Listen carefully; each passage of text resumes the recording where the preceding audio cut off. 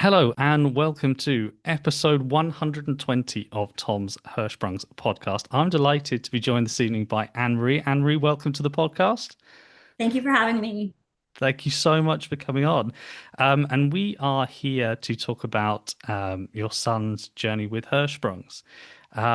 This, I guess, kind of we were chatting a little bit sort of beforehand, and you sort of explained maybe it's more of a kind of a textbook case of Hirschsprungs, if there is such a thing, obviously. Um, Mhm. but feel free to start from wherever you see fit. Okay. Yeah, I hope this should be a good episode for any parents who just found out that their newborn baby has Hirschsprung's disease and, pretty much what the doctors told us to expect. That's what we have experienced so far. And our baby's almost 6 months old, so we still have a journey ahead of us. But there have been a couple of little hiccups here and there, but nothing that has been super traumatic or not, manageable. So I'll talk about all of that. But yeah, so my husband and I, we have four children. Our oldest is seven. We have a 7-year-old son. We have a 5-year-old daughter. We have a almost 3-year-old son. And then we have this baby, Christopher, who was born September 21st, 2025. And we had no, Hirschsprung's issues or anything with any of our previous children. My pregnancy was wonderful. Like even being a fourth pregnancy, I didn't have any complications, nothing unusual. Um, Everything was as expected. I went into labor on my due date at like 2:30 in the morning, um, and had a very easy 3-hour labor. The baby was born, and the first day of his life, I mean, he was just perfect. He was beautiful. He was even breastfeeding normally. Just there were no signs that anything, was wrong at all, other than the fact that he just was not passing that meconium. He wasn't pooping. And all of my others did have, their first meconium pass shortly after birth, and it just wasn't happening for him. Um, Both my husband's mom and my mom were both at our house with the other kids while we were at the hospital. They brought him to the hospital they brought our other kids to the hospital to see the baby. And, everybody was so excited. My older kids were super excited. Um, and then right when he hit about 24 hours old, like in the middle of that next night, he just stopped nursing. He stopped showing any interest in feeding. And I just thought, oh, well, maybe he's just kind of lazy. He's tired from, the birth and whatnot. Um, my first baby did have some issues breastfeeding and just feeding the first few weeks of his life. So I was like, oh, maybe something similar is going on. Well, during the night, I also kind of heard a little bit of like spit up happening. But I mean, this is my fourth baby. So, I know babies do spit up. I didn't think too much about it. But then in the morning, when the lights were all on and everything, we did notice that there was a patch of spit up on his blanket that did have a green tint. So that was another sign, wasn't passing any meconium. And then he had this green, a little bit of green spit up. And I think the nurses, and the doctor started to look at him a little more closely. So I think it was a nurse practitioner that came to see him that next day to do like the regular checkup. And she noticed that his tummy was a bit distended. I I didn't notice that. He looked pretty normal to me, but she pointed out, she thought it was distended. She thought like the veins were kind of prominent on his tummy or something like that. But I mean, I'm in a slightly delirious state from like no sleep for 2 nights in a row. So so I might have just not, been in my right mind.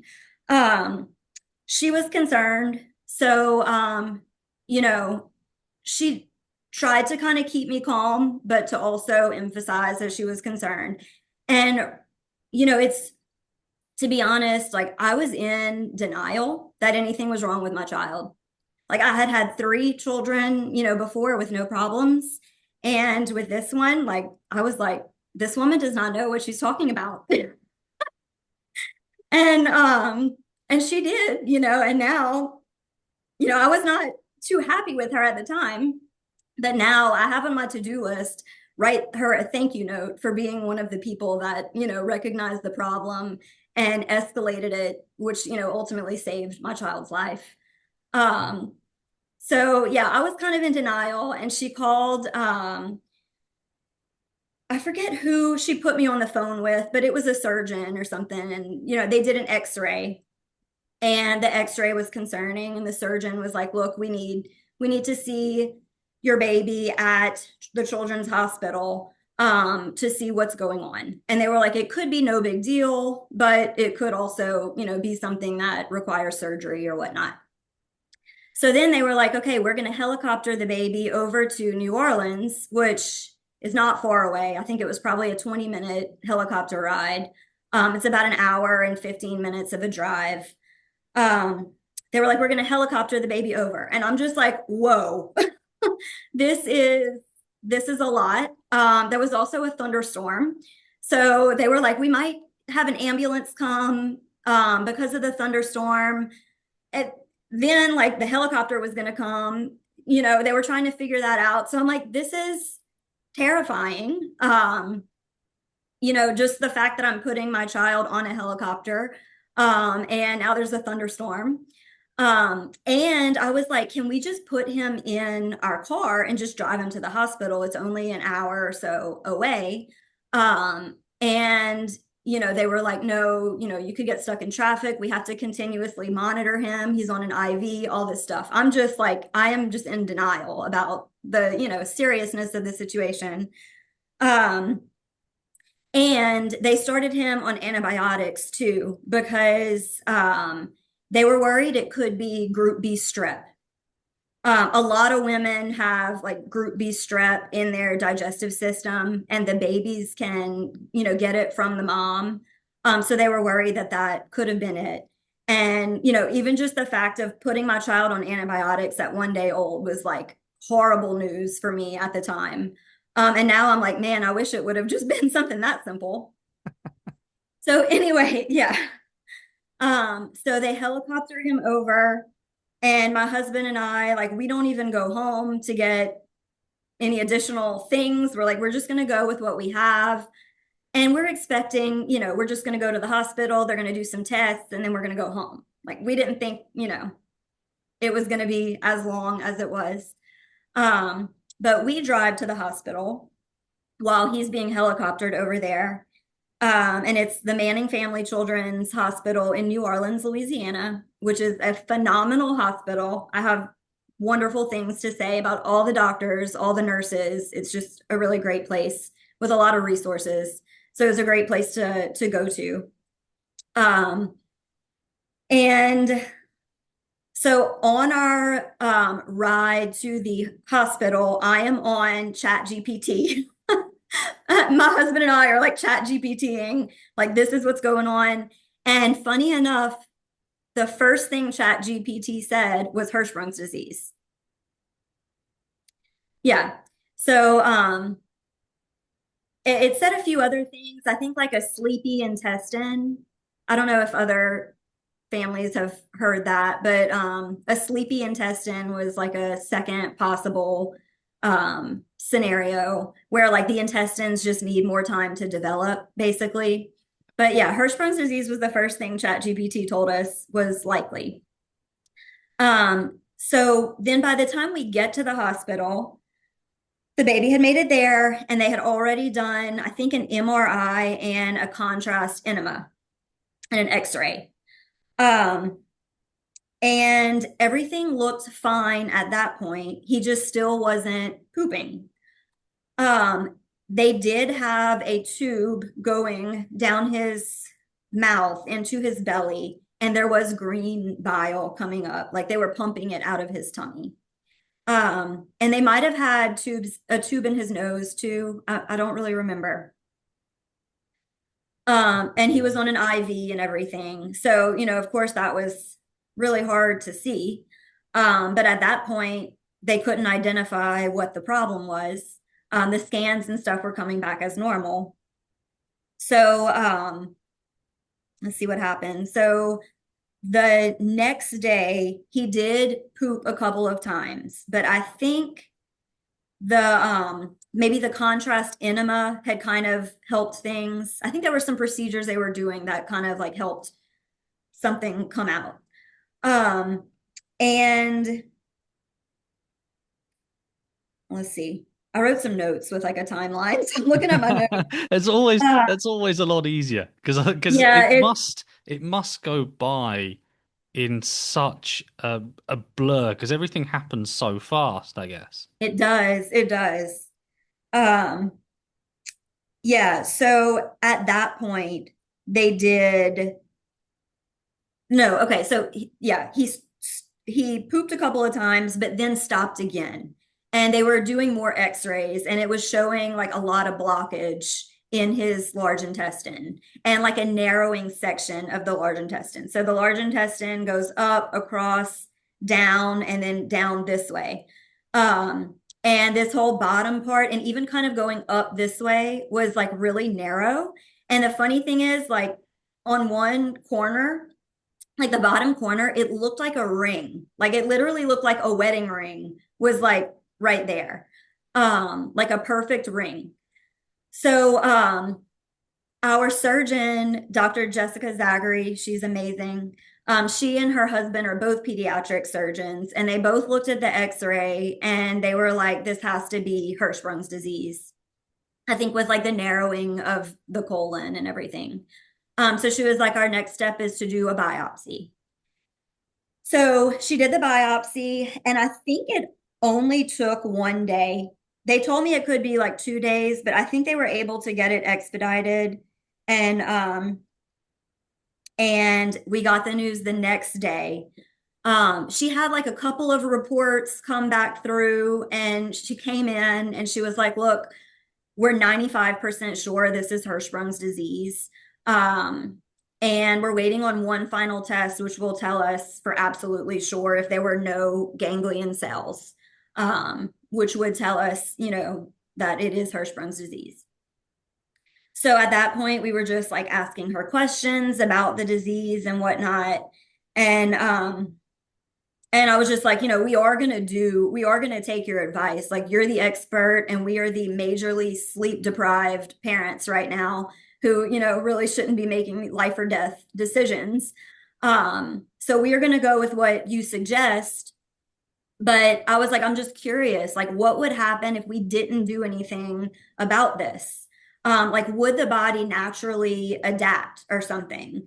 And she was like, some children, and this is kind of depressing. She was, sad to say this, but she was like, some children learn that with their finger they can like get themselves to go to the bathroom, And these are, usually children that they're not aware that they have this. Their parents are probably not aware that they have this. Um, but she was like, there are other cases where, and she was like, this is your child's case. Like, this baby would most likely die from this, because it's the blockage is so bad. Um, and she said Dr. Hirschsprung's, who figured out, that this disease was what it is, he figured this out by studying dead babies. Like, I know, sorry to be so morbid, but I just thought, I don't know, I was happy to know that history. So I was like, okay, we've got to take care of this. We don't want our child dealing with these issues for the rest of his life, or definitely not dying. So we are going to figure out what to do.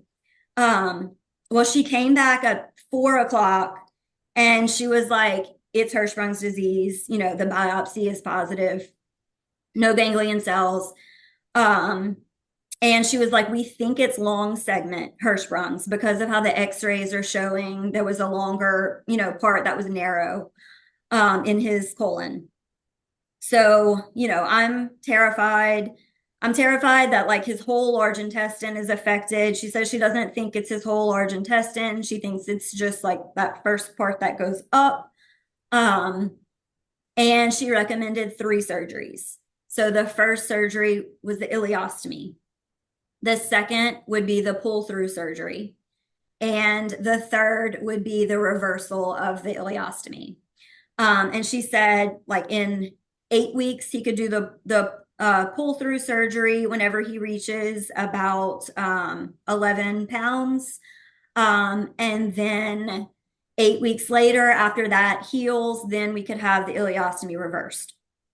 So I'm just like a basket case, you know. I'm a basket case taking all this in. I was scared to even put my child on antibiotics, Yeah. and now I'm finding out that he has to go through 3 surgeries and he's a newborn baby. Um, and the ileostomy, like it's when you have no experience with that, you know, It's different. It's different. it is, yeah, it takes some getting used to.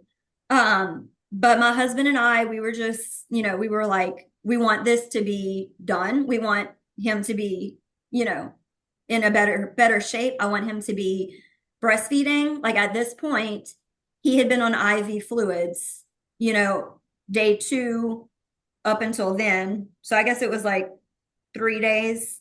He was on IV fluids. It felt longer than that. I was just ready for everything to be, somewhat normal, if I could at least feed him. Um, and so we were like, we'll just do it. Like, let's just do the ileostomy. We want him to be in a better condition. And she said, I recommend the ileostomy because then there are less complications and it prevents them from getting enterocolitis. Am I saying that right? Oh yeah, yeah, yeah. Yeah, Yeah. that's the thing I think that people are now always warned of is enterocolitis. I think that's one of the first things you kind of told, I think nowadays especially. Yeah. Yeah. And she was like, it is really like a nightmare if they have Hirschsprungs and enterocolitis. So she was like, I recommend doing this. Like, that's going to prevent that from happening, at least, initially. And just the less complications. So we're like, this is about him. This isn't about us. We are going to deal with it. So we're going to go with your recommendation. And she was like, it was 4 o'clock in the afternoon. She was like, well, if you want, I can call up anesthesia and we can just go do it right now. And I'm like, Wow. wow. She was like, it's not an emergency. Like you can sleep on it if you want to make the decision. But I'm like, you know what? Let's do it. I want this. I want it over with. I want to move forward. So it was done within like an hour and a half. Like he was back in his room. Oh, it was all done. Um, yeah, it was unbelievably fast how they just pulled it together and got that first surgery done. Like we couldn't even hardly comprehend. The whole surgery took 30 minutes. I mean, we, when he went into the operating room, we were told like to go to a little waiting area. We went out there, we FaceTimed our kids who were back at home, had a little conversation with them just to distract ourselves, and we obviously missed our kids. Um, and then we were like, okay, let's go down to the cafeteria and go ahead and eat. That way we won't have to worry about that, whenever he gets out of surgery. Well, we hadn't even picked up any food yet. Like we walked down the stairs and the surgeon called and she was like, he did great. Everything went perfectly fine. And he's about to be back in his room in the NICU. And we're like, wow, okay. So yeah, we go back to the room and it's like you said, it's different. It's kind of jarring to see at first, especially when you're a newborn baby. Never seen that before. I had no idea like what it would even look like or what to expect. But you just I remember sometime around then, like having this feeling come over me that, this is my purpose. My purpose is to get this baby to be successful. Sorry, I'm getting a little emotional. No, no, it's all good. It's all good. Um, and my husband and I, we were like, these are the cards that we've been dealt, and we are going to do the best job that we possibly can to get through this. Um, and we're gonna rock this. Like he's gonna be fine. Yeah. We're gonna do everything that they recommend. And it was like almost empowering that like you know, I Yeah. get to take care of this baby and just get him better. So anyway, sorry. No, no, it's a But it very was, yeah, it emotional was kind of a good time. thing. Yeah. Yeah. I mean, And I think I was also relieved to like know what it was that was wrong with him and kind of like have a plan to get through it. Um, so yeah, at that point, then by the next day, the green stuff that they had been pumping out of his stomach cleared. Everything, was coming through. Um, I missed a few points though that I wanted to make. At some point, I guess maybe around day 3, the surgeon did a washout, and that was very effective. In fact, he pooped like 19 times. Like we were counting how many times he pooped after the washout, and it was like it was a lot. Um, so at that point we were like, nothing's wrong with him. Like, let's go home. Um, but the biopsy then came back positive. So it was just a total whirlwind. Um, and I mean, I guess those washouts are effective. And she told us like we could have done the washouts, but she did say that she had a hard time doing the washout. Like it wasn't just an easy washout. And that's why she was still recommending the ileostomy. Um, so anyway, I mean, I guess we made the right decision. I mean, you know, he's he's okay now. Speaking of, Chris, do you want to take him in here? but He's gonna that's make a a little, he can make a little appearance. oh, fantastic. He woke up from his nap and he has crazy hair. I tried to make him look crazy, but he has my hair. So. He's named after his Oh, dad. oh, how lovely. Looks so healthy and happy. Oh, he is a chunk. He is so, so chunky. Can you smile? Oh, I don't know. I for don't know if Emery had mentioned, but um, early in the process, he was measuring like what the second percentile or something, and then Yeah, I haven't gotten to yeah, that yet. But yeah. hi. Then we had to give him some Can you salt. smile for the camera? Yeah, I'm gonna go through All all right, I that. won't spoil it then. No, no, no, no. It's all good. So for any audio listeners, make sure to check this out on YouTube if you want to see a happy Yeah, smiley baby. yeah. He is super, super happy and super chunky now. Oh, looks And so he's healthy and tall. happy. Yeah. Oh, fantastic. And you said about 5.5 months, is that right? Yeah. Yeah. 5.5 months. I Well, mean, yeah, he'll be 6 months on the 21st. So oh, next week. Mhm. fantastic. Oh, goodbye, Christopher. Yeah, he's doing great. Oh, that's so, so good to hear. Yeah. But yeah, I mean, what an incredible start to the story as well. I mean, you said a lot of those parts that a lot of Hirschsprung's mums go through when, well, Hirschsprung's parents, that denial stage of, well, I've had 3 children and they all haven't had a condition like this, so surely, Hmm. my fourth child isn't going to have this condition as well. Yeah. And it's it's a really, I mean, genetics fascinates me just in general. But one thing that does sort of fascinate me as to why some children, of the same family, same parents, get Hirschsprungs and some don't. I don't know Hmm. if any of the doctors ever sort of explained that to you, or was it just a case of, well, that's just the way it is? Yeah, I mean, we were kind of just told it was like a random fluke, something that had kind of gone wrong development wise in the first trimester of pregnancy. Um, and I mean, we were kind of talking about this earlier. We thought like there's no way it could be genetic because we don't know of this in our genetics on either side of our family. But then we found out from my mother-in-law that my husband's first cousin, who is 62 years old currently, when he was a newborn baby, he was vomiting green bile and I think not passing meconium, and they had to do an emergency surgery.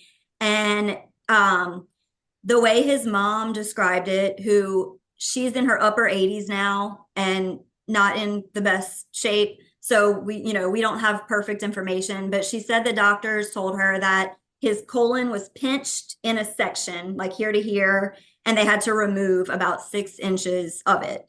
So that sounds like Hirschsprung's to me. But no one else in the family that we know of has anything like it. And we will never know if my husband's cousin actually has Hirschsprung's, but it surely sounds like it. So I don't know if maybe like his grandparents carried a gene that was just like silent, and just came up in these two cases in the family. We really will never know. The GI doctor told me that he thinks that's just like a random coincidence, but the surgeon kind of raised her eyebrows whenever we told her about that.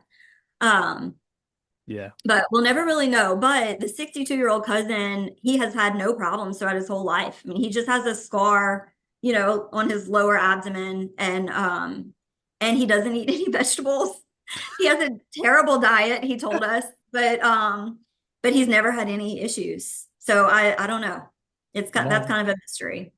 that does. I mean, it that does sound like Hirschsprung's. Obviously, like you said, we'll never know.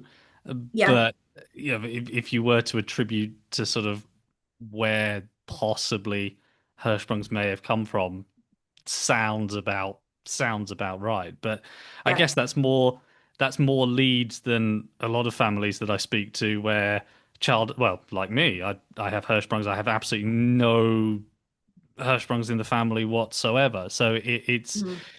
but it does, yeah, it does definitely sound um much like Hirschsprung's. And you spoke about the hospital as well, and just how good they were at Mm. sort of picking up, because again, it's such a rare condition. Mhm. Most people, in fact, nearly everybody we come across will never have heard of this condition before. And even a lot of Yeah. hospitals struggle to maybe identify it. But I guess um, finding or having the hospital sort of have their suspicions so quickly Mhm. must have been, yes, quite worrying, but also quite a relief as well. Mhm. Yeah, our surgeon, Dr. Zagary, I think she says she has like 20 Hirschsprung's patients a year. That might not be accurate, but I Yeah, want to say there were like the hospital had about 20 this past year, something like that. that might And I be. mean, this hospital, New Orleans is the largest city in Louisiana. So this is one of the biggest probably the biggest children's hospital in Louisiana. Um, and I'm sure they get patients from surrounding states as well. So, Yeah. Well, that could be right because the UK is about 150 per year, and obviously America's a lot bigger than the UK. So yeah, that doesn't sound too far off to me. That doesn't yeah, sound too far off at all. yeah. Um, And I think she's like the doctor at the hospital that deals with I guess any like GI type of surgery. That's her specialty. So I think we've been in good hands with her and the nurses and our GI doc. Like they were all like, Dr. Zagary is the absolute best. Like she's fixed babies that we thought were unfixable. You're in great hands with her. And we that just must love be her. Like now she's like our friend, not just our doctor, but our friend. So that yeah, must be incredibly reassuring as well, I would yeah, imagine. yeah, No, that's it that's is. really good to hear. And then just one more point before we move on to the next part of the story. You mentioned about the helicopter and the ambulance and then the thunderstorm, and it sounded a little bit like a film. I was thinking about as you were going through that, I was thinking this sounds a little bit like a horror film. I Yeah, mean, did it sort of feel a little bit like that at the time? it did. And I mean, it also was happening so fast. It was like hard to even process, Yeah. you know, the severity of the situation. And like I said, I mean, I was just like in denial. Like day one, this baby was perfect, beautiful.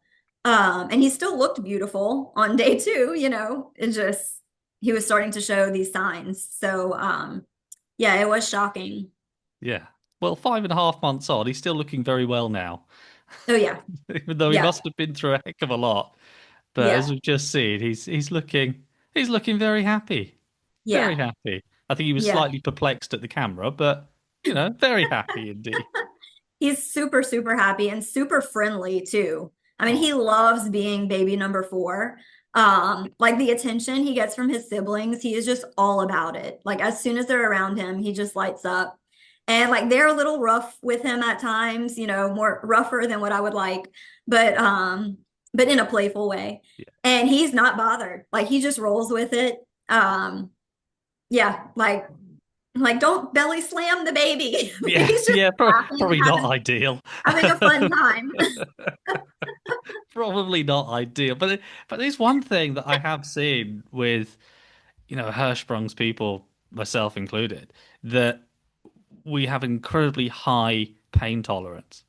And I don't know whether that's because we go through a lot of surgeries when we're younger and we just sort of, even if it's just the one surgery, the pull through, or whether it's multiple. Um, Mhm. but our pain tolerance and our resilience does generally seem to be a lot higher. So that's probably why he can sort of rough and tumble around and probably is all right with it. Yeah, maybe.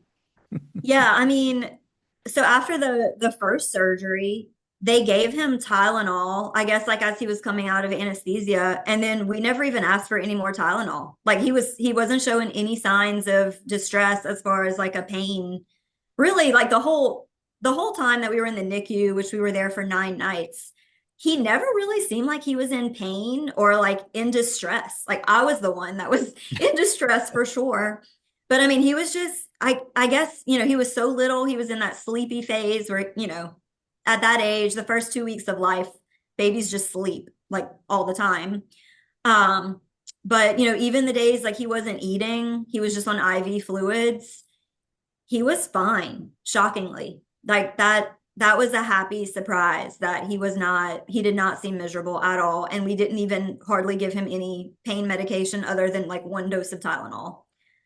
Wow. That's Yeah. that's that's so good to hear. And if Yeah. it's anything like other people I've met, that sort of pain resilience will carry on and carry on and Yeah. carry on through. And hopefully sometimes it's not ideal because we're in pain, but we don't quite realize how much pain we're in, but we just sort Mhm. of put up with it because it's what we've always done. But so I don't know whether Christopher's going to be like that, but yeah, no, that sounds really good. And I know your husband mentioned something that you wanted to get onto as Oh yeah. well.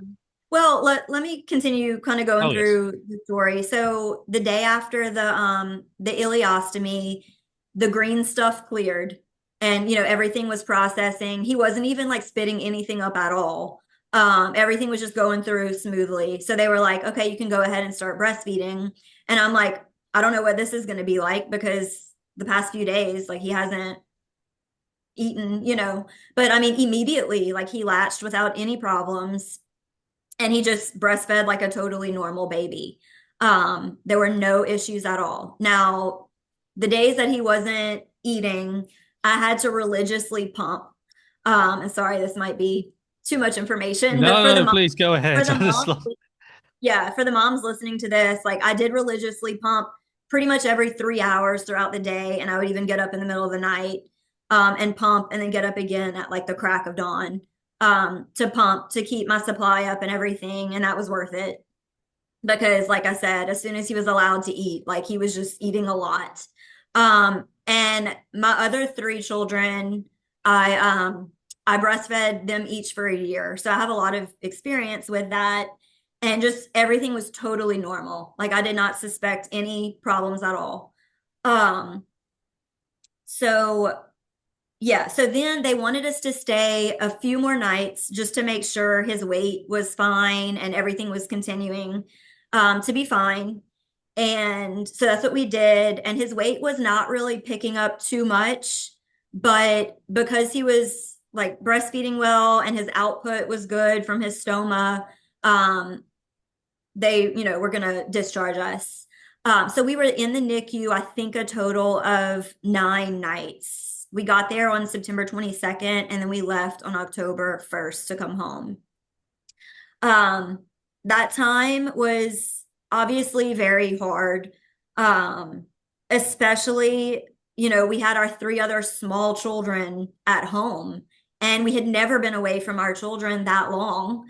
Um, in fact, like halfway through our stay, we had our moms bring our kids to the hospital to see us and to see the baby.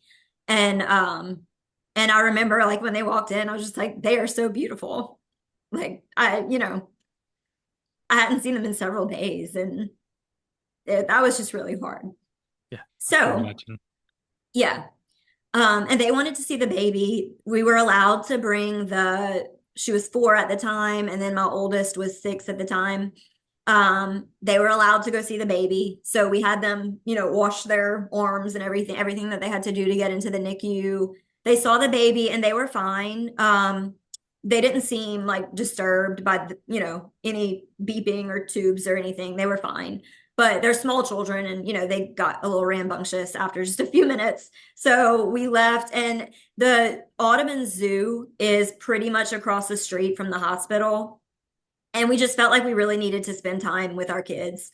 So we did go to the zoo for like, I don't know, I guess an hour and a half. It wasn't that long, but we were like, we just have to do something to feel normal with our kids. And I was like, I never ever would have thought that I would go to the zoo 6 days postpartum and without my baby. But I mean, it was the right thing to do for our other children. And, in New Orleans, people like to drink. And Yeah. they sell beer at the zoo. And my husband was like, "Do you want a beer?" And I'm like, "That is the best decision. That is absolutely the smartest thing. I need a beer." So we both had a beer, a canned beer, walking through the zoo, and that was the best beer of my life. So Brilliant. yeah. So then we tell the kids bye, and my 6-year-old son was very emotional, that we were not going home with him. But, we just kind of had to keep it together. And our moms were like rock stars taking care of our kids all this time, and getting them to school and everything. Um, so we go back to the hospital, and let's see. So I think that was a Saturday. The next few days, it was really just like monitoring him to make sure everything was going okay with the stoma and everything. And at first, like I just let the nurses handle all of the ostomy care because I just wasn't emotionally ready for it. But then like I guess Monday or Tuesday, um, I was like, okay, I've got to learn how to do this because we need to go home. I want to go home. And obviously I have to be able to do this. So then they started like training me. And it was a little traumatic at first because like he would just scream, even though what we were doing shouldn't necessarily have caused him any pain. It's just newborn babies when you're messing with them, he was just screaming. And then also it's very sensitive, like the skin is very sensitive. So it like bleeds really easily. And the nurses might have been just a little rougher than what I would have been. Because they were trying to be quick. So it was like bleeding a good bit. I remember that and just being like kind of shocked. But like I just mustered up the courage and like, this is what I have to do. I'm going to learn how to do this. And they gave me, instructions and a ton of supplies. And then when we went home, I was feeling pretty good about it. So that was a learning experience. But I mean, 2 weeks later, like I was an ostomy care expert. And like I would be happy to give any tips to anybody that needs, advice on doing that for a newborn baby. Because I really felt like I became an expert. And the Facebook Hirschsprung's group helped a lot because I got some good tips from people on there about like the supplies to use and other, random tips. Now kind of getting to what my husband was talking about. I was monitoring his weight very closely. So every week I was taking him at least once a week to the pediatrician's office to do a weight check because I was anxious for him to have the pull through surgery and he needed to reach like 11 pounds. I think 5 kilos, something like that.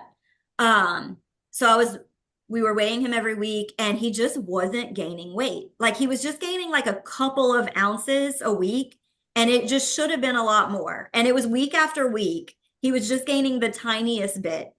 And the pediatrician was like, "Are you sure breastfeeding is going well? Like maybe you need to supplement with formula." And I'm like, breastfeeding is going phenomenally. Like I know he's getting milk. Like I just know it. I've done this for 3 years. Um, he's doing great and like he's having a lot of output. He's having a lot of wet diapers. He's just not gaining weight. Like so then I started kind of researching that. And I probably posted on the Facebook group again and learned that it could be a sodium issue. So, like the large intestine has a purpose, it absorbs water. And I guess if that's not happening, sodium will help your body absorb the water that it needs, or, like an electrolyte, get the electrolytes that it needs. So I read that, I brought that up to the pediatrician. At this point, he should have been at the weight, like this was like 8 weeks later. So he should have been having his pull through surgery and his weight still had not picked up. He had reached the third percentile. Now, when he was born, he was probably above average. He was a healthy sized baby. And so he had just dropped down to the third percentile in his weight. And the pediatrician was like, "You need to see the GI doctor." And then I told the surgeon, and the surgeon was like, "Yeah, I agree. I'm going to refer you to the GI doctor over here, Dr. Michael Carver." And I was like, "Great." So I get on the phone immediately and I like call the children's hospital. I'm like, "I need an appointment with Dr. Carver ASAP." And they're like, "Oh, okay. His next availability is in like 3 months." I'm like, "No." I'm like, "This is urgent. My infant needs to have surgery. I need to see him as soon as possible." And they were like, "Can you see another doctor?" I'm like, "I guess, but this is who Dr. Zachary referred us to." And they were like, "Okay, let us look. We'll call you back and get something scheduled." So then, like, I don't know, an hour or two later, they called me and they were like, "We had a patient cancellation for Friday. Can you come?" I'm like, "Absolutely." So it took a little pushing, but I was able to see the GI doctor that week. Um, and when I go to see the GI doctor, he immediately knew. He was like, "He needs a salt supplement." He said every baby with an ileostomy needs a sodium supplement. So I wish I would have been told that at the beginning. Um, but yeah, it is what it is. So he said just take an eighth of a teaspoon of table salt and somehow get that in the baby, like mix it with breast milk or mix it with a little bit of water. But you just want to get that into the baby every day. So I'm like, "Okay, easy, no problem. Great." He also did a urine analysis and that confirmed very low sodium. So that was why he wasn't gaining weight. So immediately, I start the sodium supplement and it was more difficult than it sounds because it's disgusting. The baby, I was like shooting salt into the baby's mouth, he wasn't a fan of it, but I figured out the thing that worked out the best was to do a tiny bit of water and just make it like super condensed. That way I could just do like 2 or 3 little squirts in the back of his throat, like, 3 times a day. And it just kind of like rip off the band-aid, rather than like trying to mix it with a lot of water or a lot of breast milk. Either way, he hated it. So the best approach for us was just a little condensed amount. His weight immediately picked up. Like, I mean, he was putting on weight like crazy as soon as we started that salt supplement. And we were able to schedule the pull through surgery very soon after. So I think he ended up having the pull through surgery. I think it was December 12th, a little bit after, a little after what we had originally wanted, but he had it. Stop me if you have any like questions you want me No, to go no, into. carry on. Okay. So we scheduled that surgery. We had to be at the hospital at like 5:30 in the morning. And the hospital, like I said, it's like an hour and 15 minutes away. So I was allowed to breastfeed him up until I think 4 a.m. The surgery was technically going to take place at 8, I want to say. I think it was 3 hours that he couldn't eat anything. So I fed him when he got up at like 3:30 in the morning. That was when I woke up that day, 3:30 in the morning. I fed him and we booked it to the Children's Hospital. He had his surgery and it turned out to not be long segment Hirschsprung's disease. So she told us it wasn't considered short segment, but it also wasn't considered long segment in her opinion. She said it was just kind of like normal Hirschsprungs. Hirschsprungs. I didn't know there was Yeah, such a thing. yeah. I don't know. Normal Um, Hirschsprungs. like she was like it wasn't short like very small amount, but it wasn't a long segment. Okay. I don't know. No, I I guess don't like know. But I guess is there like a clear length that makes something short versus long? You know? Um, I'm not too sure, but I mean, it Yeah, like kind of there's some goes gray from area. super short, and then there's short, and then there's long, and then it goes upside total colonic, total ganglionosis. Um, Yeah. but yeah, I didn't know there was one between. I mean, I guess there probably should be one between short and long, but I don't know if it has an actual medical name. Yeah. Yeah. I guess that's the thing. Is like there's not really a cutoff that makes something short versus long. So it was kind of, I guess, in the middle. But it sounds like it was the sigmoid colon. So that's the part that kind of goes across the bottom. So then going up here, I think that part ended up being fine. And then all that was fine and all that, that whole part that goes across the top was fine. It was kind of that bottom, like I guess about 6 inches that she had to remove. She also said there were adhesions, which a lot of babies have, that also made it difficult for his bowels to pass. So that was another reason why he was like so backed up. Um, so let's see. The recovery from that surgery was not bad at all because I was breastfeeding. I was able to feed him as soon as he wanted to. Um, and he also did not really show signs of pain. And it might be because I was able to nurse him. Um, they gave him that one dose of Tylenol, and I don't think he had any other Tylenol or anything following that surgery. He was fine. Um, the next day, even like he was doing so well, they were going to keep us for 2 nights, but they were like, you can go ahead and go home because he's doing so well. Just stay in contact with us. Well, um, I ended up with the worst migraine of my life to the point where I was like vomiting. No.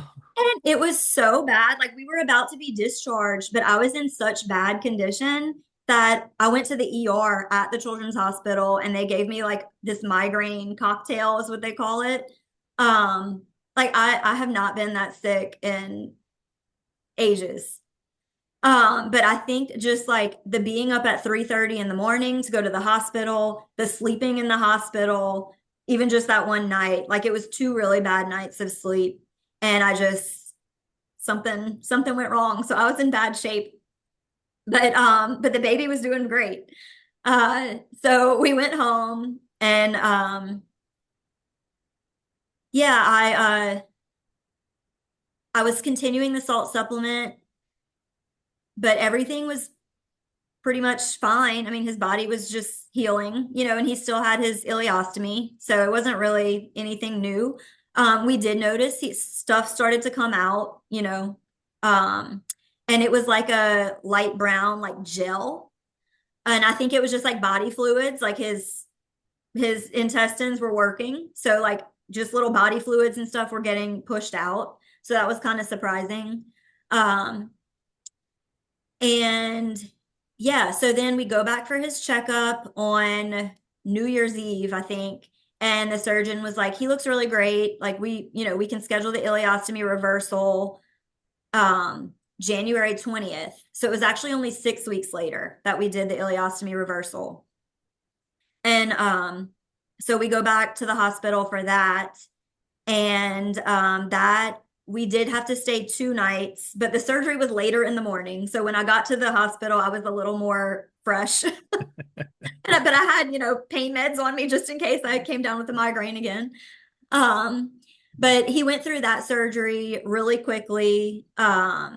Didn't take long. And again, it was only like 3 hours before the surgery that he couldn't breastfeed. Um, so that really wasn't a bad like fasting period. Well, then afterwards, they did want me to kind of hold off on breastfeeding him for a while.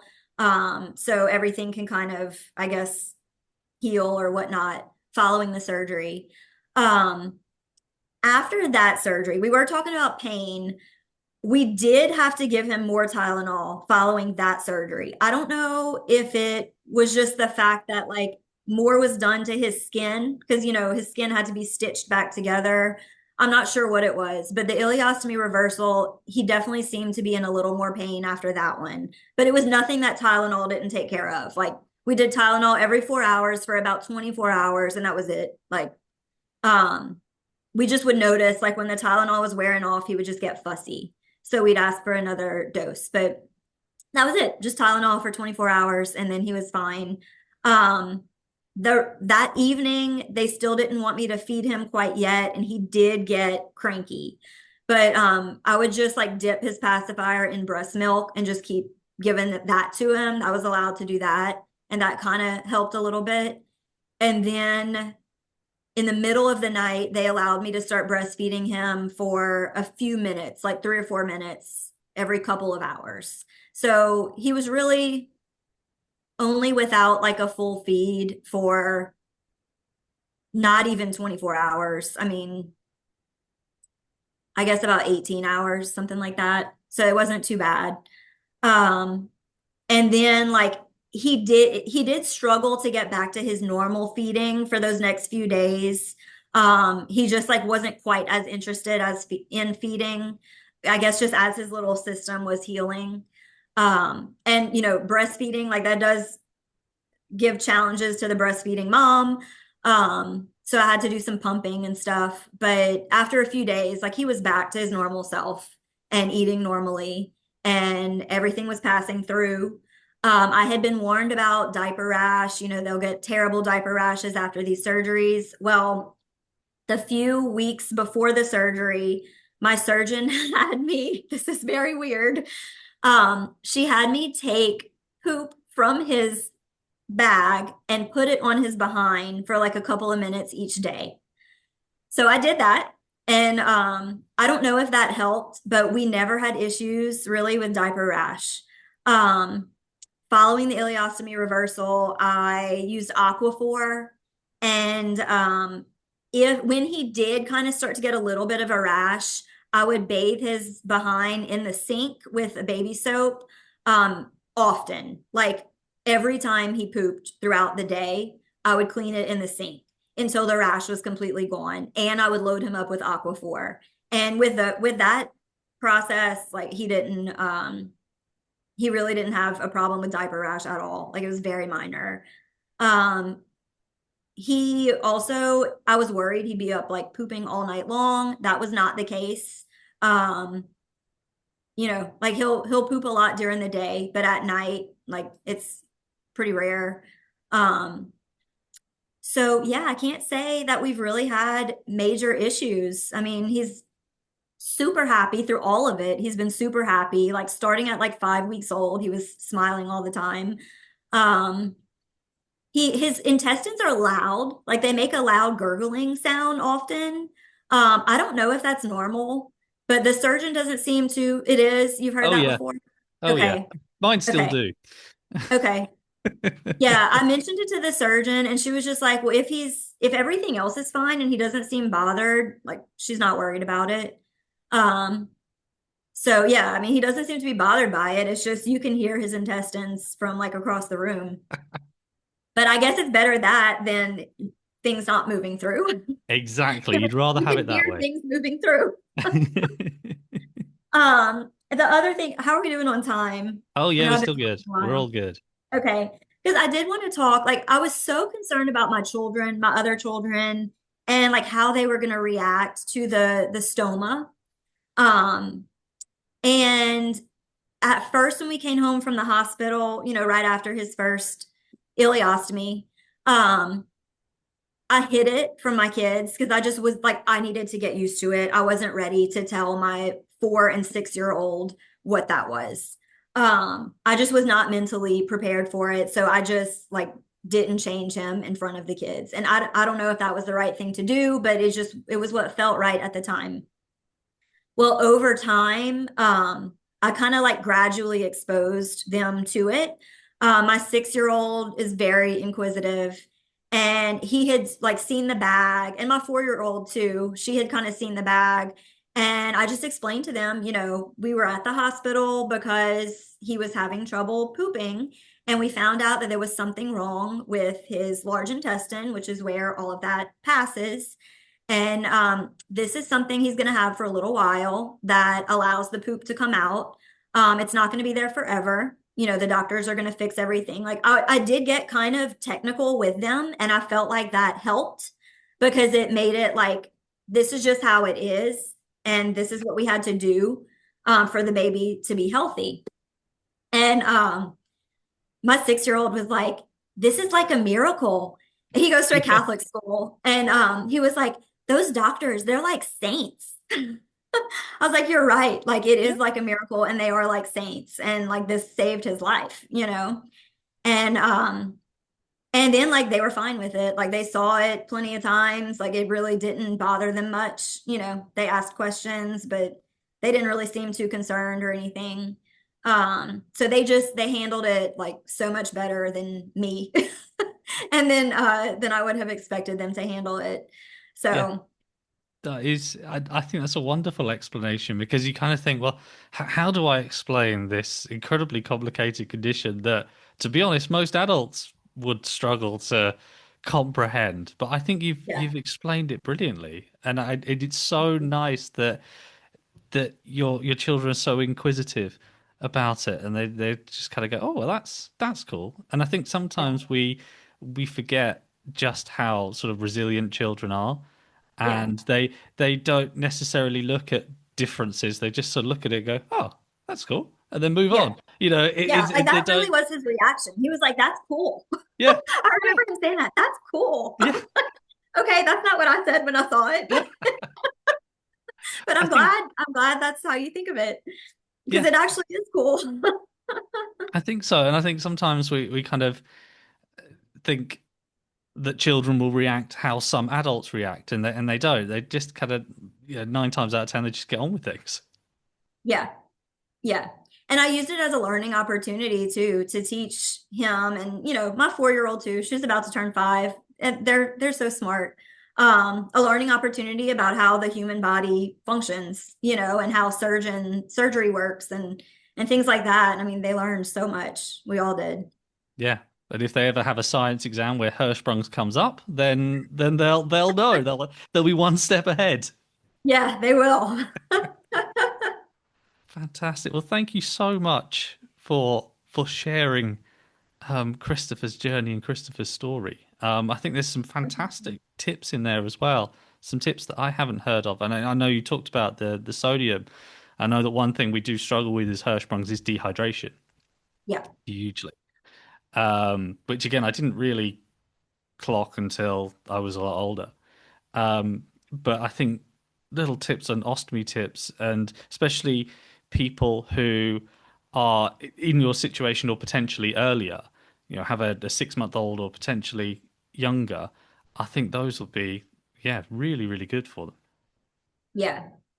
Yeah. So I Definitely. don't know. I mean, I hope that, if any parents are listening to this and they just found out that their newborn has Hirschsprung's, like just hang in there, find a good doctor. Hopefully you're blessed with a good doctor like we were. Um, but it's going to be okay. Like there are far worse conditions your child could have. Really, there are. And this, not to say that this is easy for everyone, but it just, in our experience, like it could be worse. And I mean, this baby has just been the greatest blessing and, worth all of it. And, yeah, I mean, if anybody wants to reach out to me with any questions about anything or needs any tips on anything that I talked about, like I'm more than happy to share. Brilliant. Just So, one final question, if I may. Just the future for Krista. I know we've just seen him a half hour ago, and he looks really, really well, and looks like he's doing brilliantly. But yeah. what do you kind of hope for him in the near future? I mean, just to live a normal life. Like I think he will. He is. Like we're taking him places and he's going to my son's soccer games every Saturday and like life hasn't stopped. Like we're busy with four kids and Yeah, I he can just rolls imagine. with it. Like his life is just totally normal and this hasn't held him back at all and I don't think it will. Oh, brilliant. Well, I hope the very, very best, well, for Christopher, for you, and for your whole family for the future. Thank you so much for coming on. Thank you for having me.